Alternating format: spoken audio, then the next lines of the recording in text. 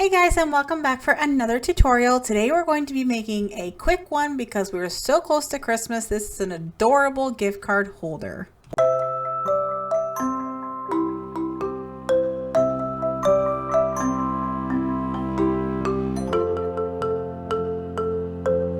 This pattern is in my Etsy shop for the cost of about a cup of coffee, and it helps to directly support my small business and future tutorials. Okay, so the first thing we're going to do is we're going to take that pocket piece and we're going to fold that in half lengthways. Now, I really like to take this opportunity to use this pattern piece to fussy cut an adorable little picture or graphic from my fabric. So as you can see, I have an adorable little Santa that is perfectly placed on the front of the pocket. So all I did was I top stitched the top of the fold. Now I'm going to place that on one of the backing pieces of fabric, and then I'm going to grab an 8-inch piece of grosgrain ribbon, and it's about a 1/2 inch wide.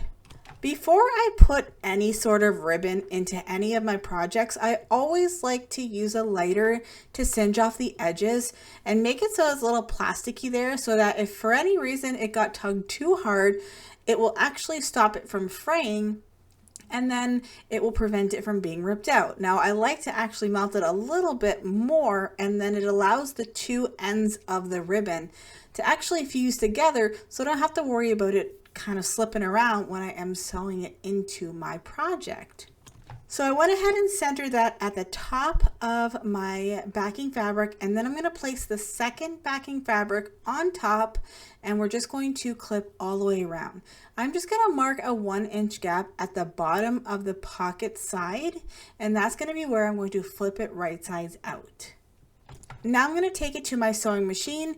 I am using a Janome MC6700P, and I'm going to be using a 1/4 inch seam allowance. I'm going to stop and start at each of those notches, and then I'm going to follow all the way around, and I'm going to make sure that I have a very consistent 1/4 inch.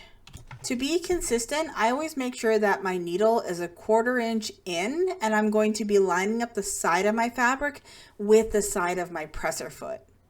Now I'm just going to use some scissors and snip off the corners of my gift card holder, being sure not to snip any of the stitches. That's going to reduce the bulk. So now we're going to be flipping it right sides out through that tiny hole, and yes, it is very doable.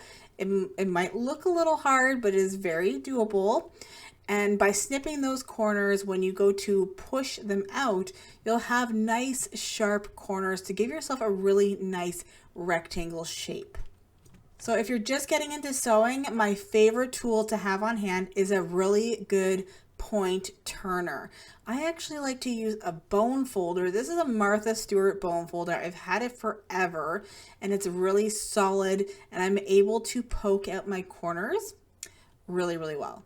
So I will have some linked down below if you are in the market, but they do have ones that are specifically designed by sewing companies to point turn, but I honestly really like the bone folders.